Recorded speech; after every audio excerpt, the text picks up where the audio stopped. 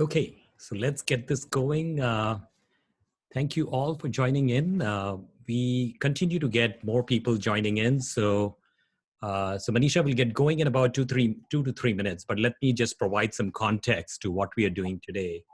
And we're obviously all gathered here to talk a little bit about the new college admission process. But just to set, what's going on with the whole pandemic, it's created a new world for us in terms of the shift that is happening, and it's going to be a new economy, a new process for college admissions. The tussle between private and public schools. So we'll talk all about that. But essentially, what we did was we have rolled out a program to address the needs of the pandemic. And essentially, when you look at let's see if I can get this advancing to the next slide. It's kind of stuck here. So give me a second. Okay. That is interesting. Okay, here we go. Nope.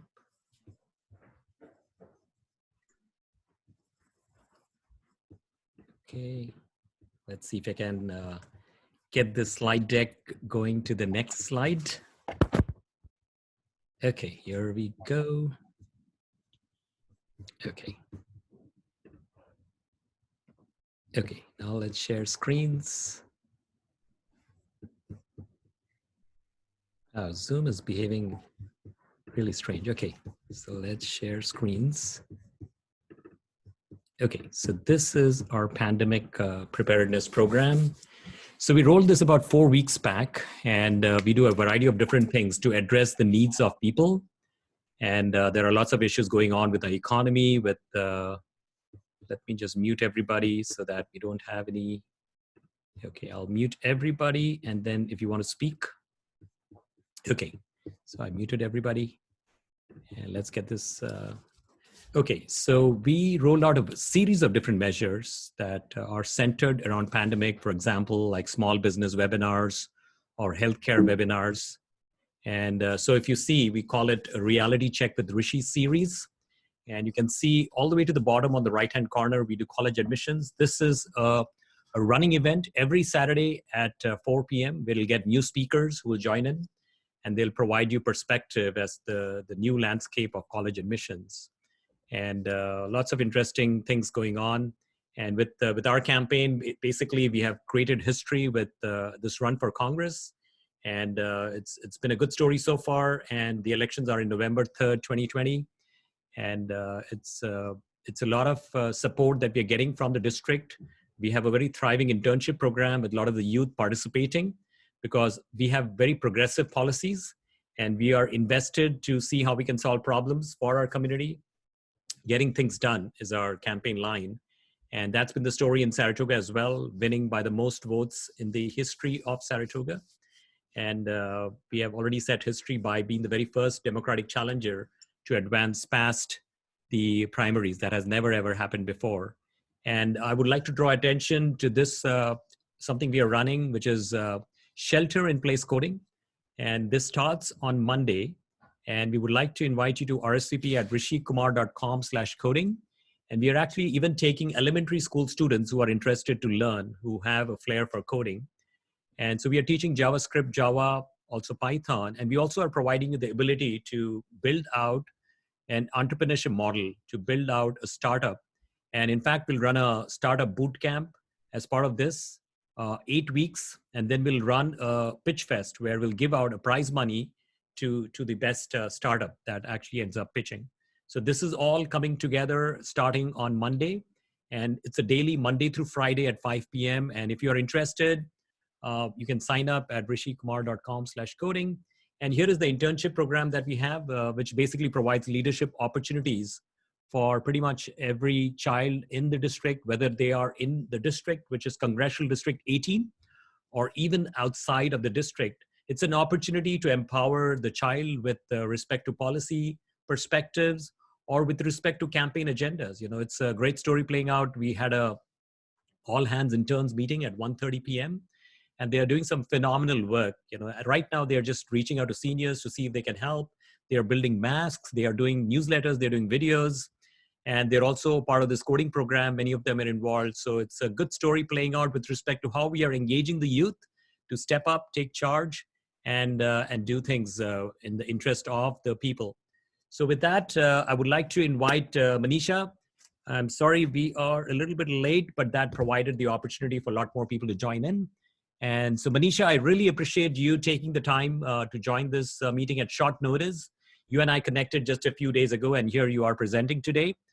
We really thank you for taking the time. And essentially what we will see today is some perspective from you in terms of how the changing landscape is with respect to college admissions. And how this came about was, we had a town hall meeting in the city of Palo Alto, and there were lots of moms that showed up, and they had questions. What's going on with the public schools? Like a lot of private schools, they have operated as if nothing changed. I know this child in middle school, and he gets up in the morning at 8 a.m. By 8:30, he's showered and ready, have breakfast, sitting down on the table, and then goes through the day, and he's done at 3 p.m. Whereas what I was told from the Palo Alto Union School District, that it wasn't the case. It's still, so they are still coming to grips with the whole online education. There is a pass-fail grade that they're talking about. And how will that impact students that will compete with private school students when they will get a full grade? It's going to be a different turf. How will they compare two students, one from public with a pass-fail grade and one from a private school who's gotten like an A+ grade? So it's creating an unfair competitive advantage for these private school students. And what adjustments do we need to make? If I'm from a public school, and we have a different framework of how the school is operating right now, given the constraints that we have, how can we go about in the future, in the world of the future, as we apply for colleges, and how will that impact the college admission process? So with that, I would like to invite Manisha to take the floor. Manisha, feel free to share your deck if you have any, Yes. and we can get this conversation going. Quite a few folks have joined in, and I'm sure this will continue to add on more people as, we just had one more join in. So a few more people are joining in. So once again, Manisha, thank you. And thank you all for taking the time to join us today. It is going to be a good discussion. It's been beamed live on Facebook, and plus this will be captured on video and posted on YouTube. So you can share that video with your friends as well. So Manisha, on to you. Sorry about that. That's okay. Thank you so much, Rishi, for giving me the opportunity to share. I know all the parents are anxious, mainly the high school, unfortunately, high school juniors, the batch of 2021. They are the more anxious because they see the immediate impact on their student. And Rishi, you are doing a great work with your national preparedness, pandemic preparedness team. Hats off to you. I know you are working probably day and night and providing different platforms to students, to senior citizens, and everyone. So really, a big applause to you. So hello everyone. So my deck is mainly, I prepared a slide deck. It is mainly focused for high school senior, college, basically going college, current high school seniors and juniors. But if you have any questions, I have a small presentation, but I'm open to all the questions you have. And as Rishi said, I think from going forward, the college admission process that traditionally that we see, it's going to change, and it's going to change for many years to come, unfortunately. So I'll give a little background about myself. Manisha, I just wanted to jump in briefly. I'm so sorry, but I would like to invite everybody, if you have questions, please put it in the chat window. And soon as Manisha is done with her presentation, we will actually go through every question, and we'll make sure we address every question that is posted in the chat window. So please don't wait for it. Start chiming in with your questions, and that way we can get through them as soon as the presentation is done. So my apologies, Manisha, please keep going. Oh, okay. So hello everyone, thanks for joining. My name is Manisha. I founded Secure College Admission. It's a college consulting services in Bay Area. I'm working in Bay Area for past 6 years. My students, they do go to UC, CSUs, in-state and out-of-state colleges as well. Current senior batch, kind of you would say the lucky batch for this high school year, because they They are done with decisions just before time, before everything start hitting them. So kind of like you would say it's like a good batch in that sense. I have my website and my Facebook page as well. So after the presentation, if you feel like reaching out to me, then please do so. Um, just I will give a brief background that I work with my students and their parents as well. I highlight my students' strength, but addresses their weaknesses as well when I work with my students, because as a human being, we all have a weakness. So you cannot shy away from hiding out your weaknesses, but you have to address them as well. I work with my students to find their passion in extracurricular activities. So I always tell my students and the parents, there are areas where you go out and market yourself in the admission process, but there are areas where it has to be genuine and it needs to show your passions. And volunteering and extracurricular activities area where you have to do what is passion, what you are passionate about. I guide my students for the academic excellence, but I give the importance to relaxation, focus, and concentration as well, because in the long run, that matters the most. And because of the COVID-19, I see the much focus we need to give on their stress level, because the seniors, juniors, everyone is worried about their future and how it's going to turn out. So the purpose of this, like today's workshop or webinar, is just provide the information about how COVID-19 is going to impact mainly the high school seniors and juniors prominently, because they will see the immediate impact. And then about APs, SATs, financially, a lot of things are changing drastically because of this.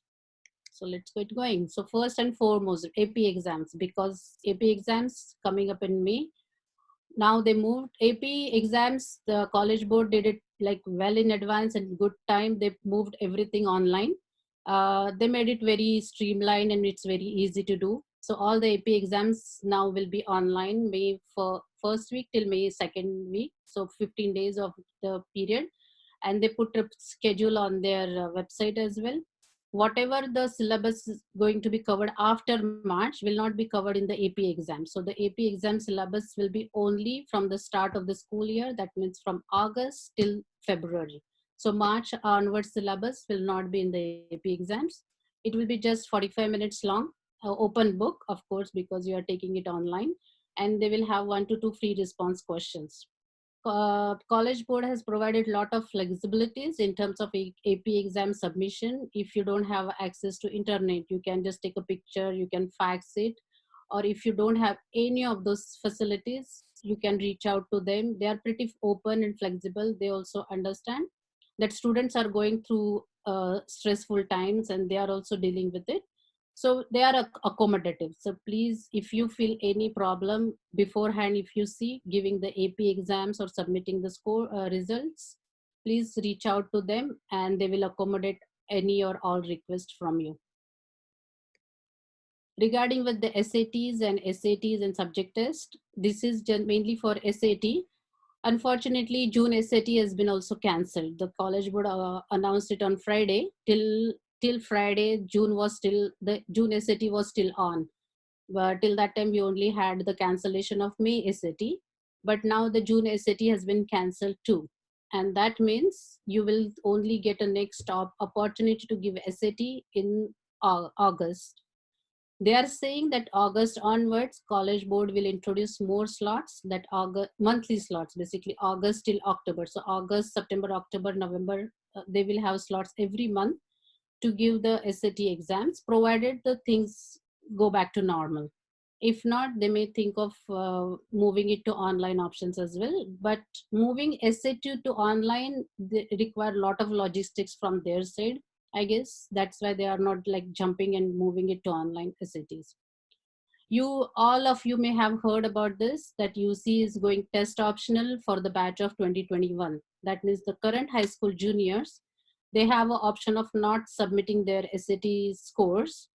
But there is a little catch, and I'll talk to about this in my next slide. But as of now, UC is saying that batch of 2021, and it's only for the batch of 2021. That means only for the current juniors, the SAT scores are test optional. CSU, it may follow UC, but they haven't made their decision as of yet. But most likely they will also say that uh, SAT test will be optional from their applications. So for first, let's go with high school seniors. So the high school seniors, unfortunately, even if I said like the batch is that way, lucky batch because they got their decision just in time. But poor people, the students, they are missing out on their proms, on their senioritis because they work 3.5 years, hard 3.5 long years, and they really look forward to their senioritis basically, just to hang out with their friends because everyone disperse and go to different colleges. They look forward to their proms, so it puts a lot of anxiety on them as well because of the uncertainty. So even though their decisions are in time, they are stressful along with the juniors as well. Traditionally, if during the senioritis, if any of the high school student, if their grade falls significantly from their grades of 10th and 11th grade, the colleges had the right to revoke the admissions. But because now most of the schools are moving to pass and fail grade, now the colleges will not revoke their admissions. So meaning whatever they commit on May 1st, when they submit their SIR, that is going to be their final college. So they don't have to worry about revoking the admission. Another is they are missing out on the college tours. Many of the students depends upon college tours to make their decisions because by March end, they know about they get the decisions from at least 8 to 10 acceptances. And then from the 8 to 10 acceptances, traditionally during the spring break, students go out on college tours. They attend the college tours everywhere. And then based on that, they make their decisions. But unfortunately, they are missing out on the college tours. But if you want, you can basically connect with the seniors from that particular university, talk to them that how is your college, or what if you have any questions. Many of the colleges are really working hard to accommodate your request, so they are providing online and virtual tours. They are providing additional support via email, via chat box. If you have any questions to any of the admission officers or to the department of registrations, admissions, anywhere, you can just send an email and they try to respond as soon as possible. So please, please, please reach out to them if you have any questions, because you almost have 2 more weeks to decide about your basically decisions. You can request a deposit waiver if your financial condition has been changed drastically because of the COVID-19. You can even request a deposit waiver to some of the colleges. It will not be applicable, like it's not a straight away same policy, but it depends upon your financial condition and you may have to provide some documentation for it. Some of the colleges, and it's mainly out of state colleges, they have extended their decision make deadline from May 1st to June 1st. But for UCs and CSUs, the decision deadline is still the same. So by May 1st, you have to put in your SIR. SIR means statement of intent to register, that you pay some enrollment fee and you commit to one college by May 1st, which you are going to attend in fall of 2020.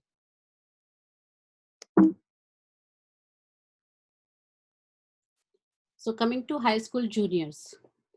High school juniors, so spring 2020 grades. So as Rishi mentioned, many of the private schools, they are still going ahead with their letter grades. But some of the schools, public schools, some of the public schools are giving options to students if they want to go to pass and fail grade or if they want to go to letter grade.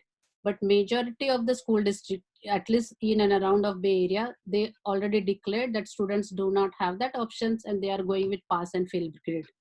So what is the repercussion of that? So it's a two-way. First, think of it in a way that if you get a letter grade for your spring 2020 grades semester, of course it will not be counted in your GPA because it is pass or fail. So there is no way to know include that in your GPA. So your GPA will be predominantly your 10th grade, your 11th grade first semester. That's all. Now, my prediction is going forward, at least for the batch of 2021, like current high school juniors, Before deciding or giving the decisions to the students of the acceptance, the colleges may ask for their senior year first semester grades as well. And because they have very less data to basically analyze, and they may ask your senior year first semester grade. Another thing is, you are to boost your GPA, you will have to work extra hard for your senior year first semester, because you missed out the chance of your one whole semester to improve your GPA. And it is true for high school juniors as well as high school sophomores as well, because sophomores 10th grade, they are missing out their second, like the second semester of 10th grade. So it is a little disadvantage. But when the admission officer, probably when they review your application, they will know that your school policy was pass and fail grade, and accordingly they will review your application. IB test, if you are going for the IB test, it's been cancelled, and the colleges will ask for letter of recommendation from your IB class teachers. So traditionally the IB test used to happen by end, like last of week of April and first week of basically May. But since it is cancelled, how the colleges will look at the IB test, so they will get a letter of recommendation from your uh, teacher. A to G subject tests. So it's A to G is like a basic subject test requirement from the UC. They have all the subjects categorized under A to G, and they used to have the letter grade to for that subject test, and that is also suspended only for the high school junior class, not for the sophomore class. So that letter grade is suspended. If for the sophomore class, if the subject you are taking it in your sophomore year, second semester, then that will be waived. Because of all this, your academic is basically affected, but as well as your extracurricular activities are affected very heavily. So we'll talk about the extracurricular activities as well in my next slide. I will just give a pause here for a couple of seconds, and if the participant, if they can type it, how many juniors, how many sophomores, how many seniors are attending this webinar, then it will just give a good idea for me to continue further. So just quick chat. You can type it in your basically chat box. So we have sophomores, juniors, we have seniors, juniors.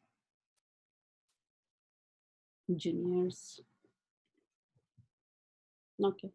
So we have good amount of, like we have majority juniors, because I know juniors are the one which are heavily affected unfortunately by this, but there are some seniors. And you can parallelly, you can keep typing your questions in the chat box as the presentation is going on, because I don't want to waste time more on the presentation, but I know parents have more questions, so I would like to go over more on their questions, which will benefit everyone as well. So extracurricular activities. So as I mentioned in my previous slide, extracurricular activities are heavily impacted, because you are not able to go to speech and debate, your mock trials, your MUN clubs, or all other things, robotics things.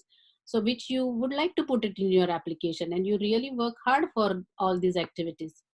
But now all of this is affected. Colleges will be aware of all these things, because this is like a historical event that's been happening. But what they would like to see is, like, even though you are not able to do any extracurricular activities going out, how you are spending your time, because technically the school closed in March, and schools will open in August. So how you are positively spending your time from March till August, so almost good amount of 5-6 months. Are you doing anything positive with that time? Are you influencing anything? Are you doing any virtual contribution? Because lot of opportunities are available there. So how you are spending your time? So even though your sports, your clubs, your competition has been affected, how positively you are contributing or spending your time will matter the most for the high school juniors. Another important aspect for high school juniors will be writing the college essays. Everyone is going through the COVID-19 pandemic, but I don't but the admission officer, they don't want to hear that there was a shelter in place and we were stuck in the house.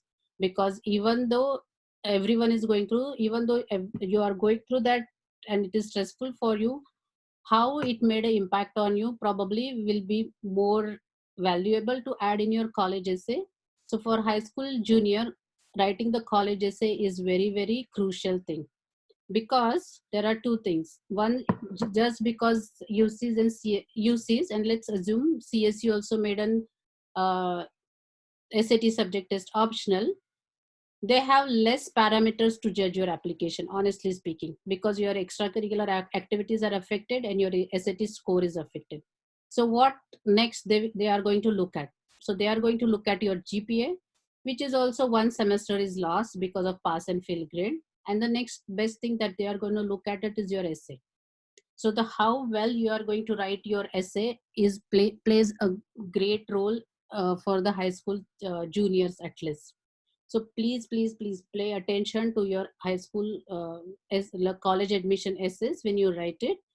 Start thinking about it, how you are going to write it. Start thinking from now itself. You don't have to wait till August when the applications open, but at least think, get the pointers for yourself, that how proactively or how productively you are going to write about yourself.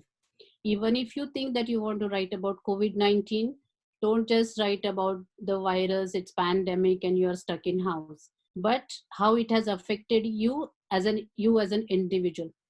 As a human being, the admission officers are going to be curious to see what you're writing about in your essays. So I put an extra emphasis again on writing the essays, and just pay a great deal to writing the essays. So my students who are current high school juniors, they are already started gathering their data pointers. We're already going through the worksheets and getting the data pointers to work on our essay going forward.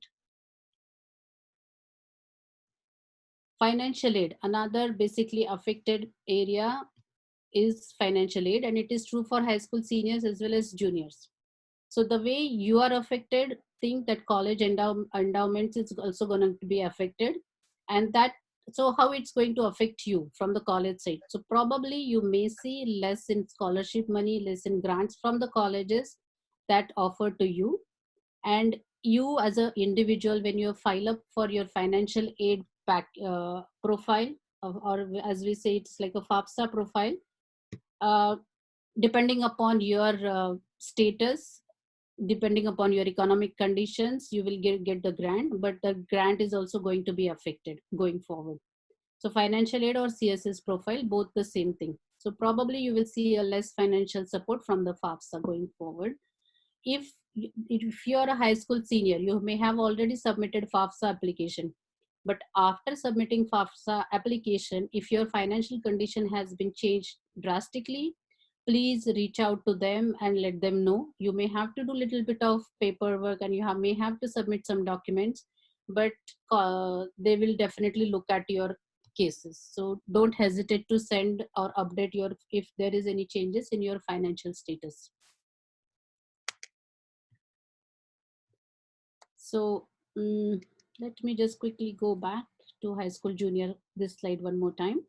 So as I said, the high school juniors, what are the basically impacts? So the parents are stressed, the juniors are stressed, but think how positively you are going to take this to your advantage. So if you are high school junior and second semester, you traditionally and conventionally being in the Bay Area and around surrounding areas, most of the high school juniors take 2 to 3 APs. So technically, if you are I'm assuming you are a private school student, and then you don't have to go to school from 8 to 3 whole day. So comparatively, you have a pretty good amount of free time in your hand. So how can you positively act on it?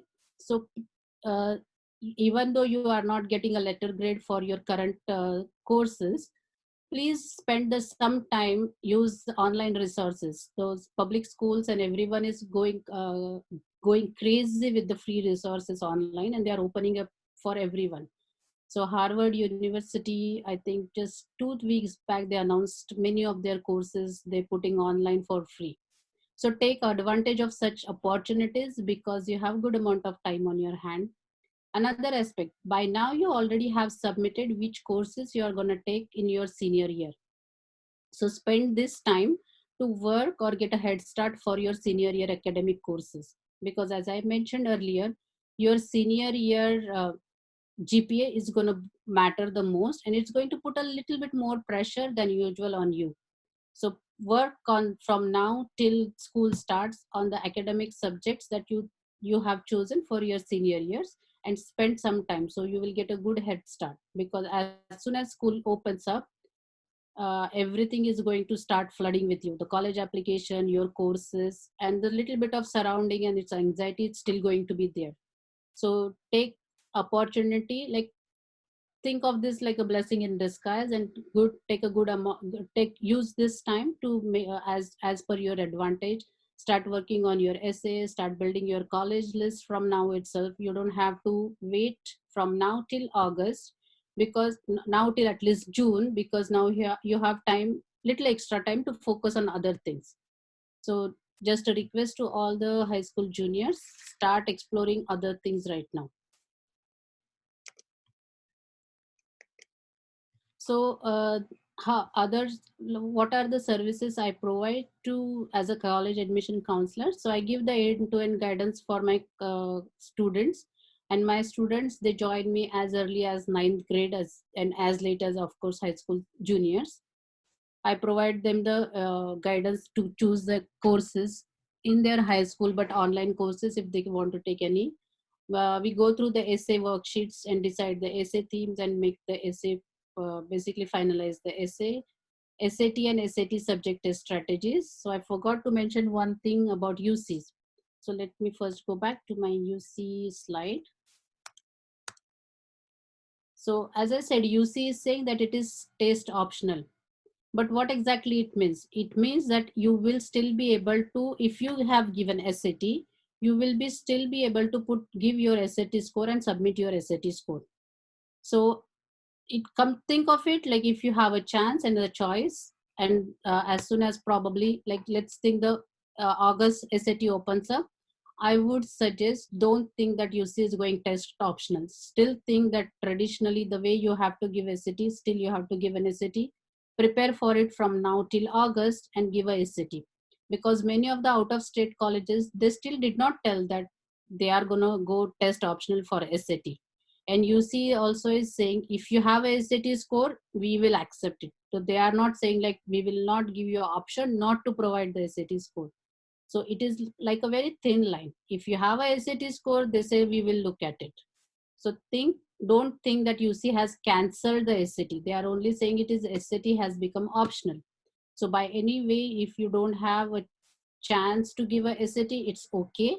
But if you are giving a SAT and if you have a good score, put it on your application. So that's what it is, I think. But going forward, lot of colleges will now start again reviewing and see how they are going to review the applications. Most colleges are joining the bandwagon of going test optional for the SATs. So every year you will see 30-40 colleges saying that we want to go test optional. So 2 years back, U Chicago, it's like a very well-known college, they said that we are going test optional. So many of the colleges are now going test optional, not for just this academic, like not just for 2021, but for their long-term admission process. And who knows, down the line, UC may also decide the same. But still, as of now, they are only giving exemption for the batch of 2021. That's about it. We do provide the tutoring services for our maths and science subjects for our high school students. I do have international students as well, because you know that many international students nowadays come here for undergrad as well, and they are kind of like competing with you. So be aware of that as well. Uh, as I mentioned, I have good tutors who are PhD and masters in that particular subjects like chemistry, physics, biology, and they take tutoring one-on-one or group tutoring for maths and science subjects. We also provide Java and Python classes for middle school and high school students as well. So I will take a pause here and I would like to go over the questions, and that way probably we will interact more and get more information going. So Rishi, I think I just made a small presentation because I thought that we will get more questions answered rather than me just talking one way. Perfect, perfect. Very nicely done, Manisha. So thank you so much for taking the time. And let's go to Q&A. And okay, I'm going to sift through the questions from top to bottom. And let's see. Okay, so the question is from TK, what is IB test? TK, would you like to unmute yourself and ask the question?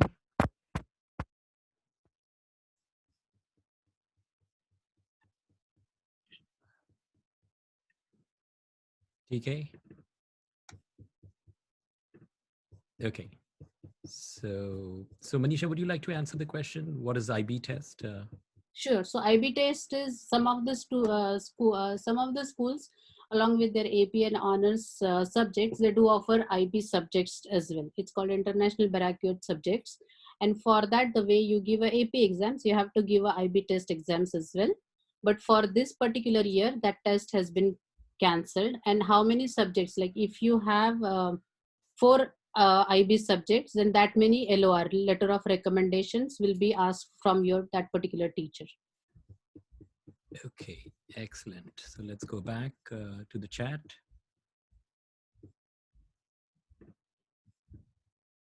And here we are.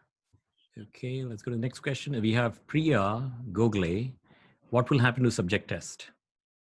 Subject test, they will still offer the subject test, but for current, at least for current juniors, I would suggest don't worry too much about subject test. Instead of that, focus on your SATs, because traditionally subject test always is optional. So instead of focusing on subject test and SAT, I would suggest only focus on your SAT or ACT. Good, that's good suggestion. Hopefully, Priya. So I would love to have, if you would like to unmute your... So one quick question. This is Priya. What about if your kid is a sophomore? Are they going to offer the subject test later? Yes. So from August onwards, so August, if the college board thinks that from August everything is okay and the students can go to the center and take the test, then they will offer SAT and SAT subject test as well. So for sophomore, I would suggest they should still go for subject test. They may not be able to take 5-6 subject tests because many tests has been cancelled, but they should be able to give at least 2 to 3 subject tests. Perfect. Yeah. Priya, you had a question on private school. You want to ask that? Right. Yeah. So if your kid is in private school and they're still doing the 8 to 3 thing, and then they're going to give your kid a grade, how then would it really impact the kid? Because I think it's impacting more the pass fail, or then their semester would be just counted as a regular semester. Correct. So if your school is offering you a letter grade, then this semester it will be counted as a regular semester, and then that grade will be included in your GPA. Okay. Perfect. But if it is a pass fail grade, then it will not. There is no way to include it in your GPA. Okay. Yes. Perfect. Thank you. Sure. So a question from Geeta. Geeta, are you still there? Subject letter grade. Geeta, can you unmute yourself and ask your question? Go ahead, Geeta. I can see you're unmuted. Okay, we're not able to hear you. So the question is, can you explain a little bit about A to G subject letter grade? Anisha. Okay, can you explain? So A to G are the like subject requirement that UC has put in. Like for example, math, you have to have 3 years of math, you have to have 4 years of sciences. Those are the requirements. If you go to the UC website, you will find which are the subjects for like A to G requirements are. 1 year of art, PE, all these things are mentioned there. And letter grade means traditionally you should be able to have C and above, A, B or C in those subjects to qualify for that requirement. But because of this COVID-19, if that particular A to G subject falls into the spring 2020 quarter, you will not have, it will not be mandatory that you should have a letter grade for that particular subject. Okay, good. Let's go to Debbie. Debbie has. Yeah. So if the SAT test is optional, is there still advantage to submit? Do they look at it or not look at it? What does optional really mean? So the optional means they are saying that if there is any, there may not be chance that you will be able to give the SAT. So it will not be your consideration factor per se when they will review your application. But if you have given SAT, you are okay to submit the score. And once you submit the score, they will look at your score. So they will consider your SAT if you submit. Correct. Yes. And then back to the question, the point you made earlier for you mentioned to emphasize on SAT rather than the SAT 2 for juniors. What if we are done with the SAT? Does it still make sense to make effort to try SAT 2 in August or September? So if you are a junior, you can still try up to October to give your SAT. If you are not filing in for the early admission, early decision colleges, because your college deadline will be November end, and for October you will get your results in 2 weeks. So I meant SAT 2, SAT subject. Should we still attempt to do that? The subject to, yes, till October you can try it out. Yes. Okay, thank you. Sure. So Priya had a question: is SAT better than ACT? So there is no one better than the other. So couple of years back, SAT was prominent in West Coast and ACT was prominent in East Coast. But now every colleges look at SAT and SAT equally. So it really depends upon your student's choice. If they are comfortable in SAT, they can give SAT. If they are comfortable in SAT, they can go for it. Yes. So if you just to peel that a little bit more, you have to understand your child and see what their strengths are. And then when you look at and compare SAT with ACT, you can sort of figure out, which is a better test for them. So just play up to your strength and pick one test that plays up to the strength of your child and see how you can essentially hit the ball out of the ballpark. Take it once and do very well. And that way it's like the monkey's off your back. You can go and focus on other things. So let's go to Ria Parida. Hi, this is actually her mother. So I don't have clarity whether colleges are looking for grades starting like 9 to 12 or 10th through 12th. So the colleges will look at your GPA from 10 to 12, but the grades, they will ask you to put down your 9 to 10 grades. So GPA, when you put a GPA, so there will be two options. You have to put in your GPA when they ask in the application. So when you put in your GPA, you don't include your 9th grade. You only include your 10 to 12 grades. But when you fill out the application, you have to put down the courses that you have taken in 9th grade and what are your grades in the 9th grade as well. I see. Yeah. Thank you. And so if I may add to that, actually, so basically the 9th grade doesn't matter, but it's actually builds a pretty strong foundation of how the child will do in the sophomore and junior year. So essentially, it's a good way to get them integrated into the high school program, make sure they are succeeding, also to figure out, what are some of the dials you need to tweak. For example, how they are performing in certain subjects. Do you need tutors and all that kind of stuff? Those types of adjustments you should make in the 9th grade, because the 10th grade, the junior year is, sophomore, junior years are pretty killer years, especially the junior year. So you have to adjust those dials right in the freshman year. Yeah, I think I've learned my lesson. We'll try it with the who's heading. And by the way, that's Ria's mom. Ria Parida is one of our interns. And, I really like the engagement she has because she's participating in everything and she's here with her mom to get informed. I mean, that's showing proactive engagement, leadership, all the good stuff. Ria, good job. Thank you. Thank you. Okay. Great. That's the mom and daughter. Okay, very nice. Okay, I like this next question, from Geeta. Geeta, you want to ask your next question? So what Geeta is saying is, are colleges giving free classes, and can students take multiple classes over summer? So absolutely. So I think I'm just assuming probably Geeta asked this question because I mentioned Harvard University, probably. So because Harvard, if your student doesn't know which major they want to do it, or if they want to just explore the courses, Harvard has a good amount of courses online which are free and which are self-paced. So just go and explore. Other colleges, if you just Google and find it, Udemy has a lot of courses which they made it kind of free or like discounted prices. So it is just, you can Google it and find it out. Many options are out there. Because of the COVID, they are also trying to help and providing the support to the students. And absolutely, students can take multiple courses over the summer depending upon their bandwidth. They can choose and take the courses. Just be gentle, because students mentally also, they are going through little bit of stressful time. So don't overwork them with just the courses, but try to see how they can positively stay connected, because kind of like this, they are disconnected with their friends and their peer group.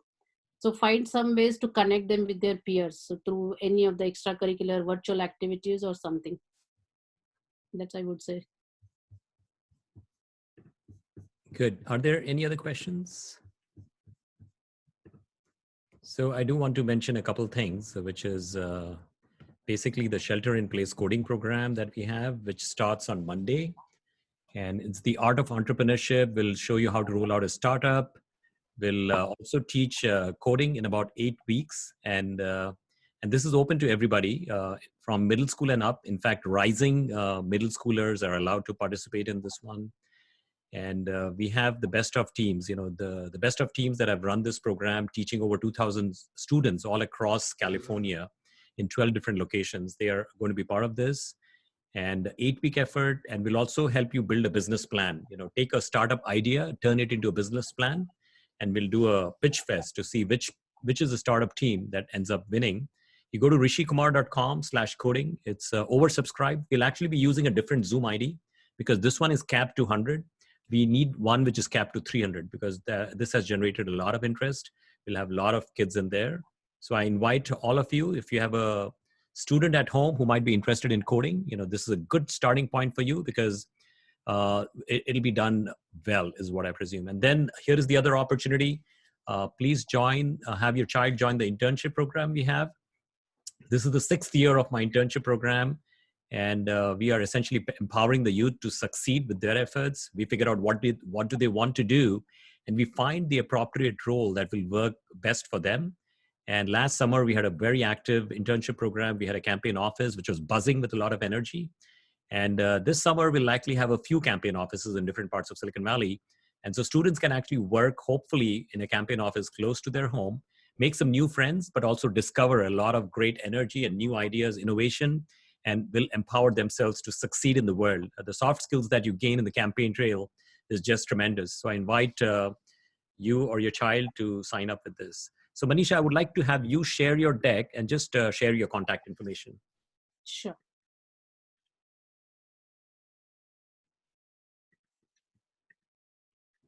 Okay, here we go. That's Manisha, is that your cell phone number? That's my office number. Okay, perfect. So please capture this one. By the way, this information is also in the newsletter that we have. It's the coronavirus newsletter at rishikumar.com/coronavirus. And we have put this contact information for Manisha in there. And are there any other questions that we can answer before we call it a wrap? Rishi, I have a question. Yes, please go ahead.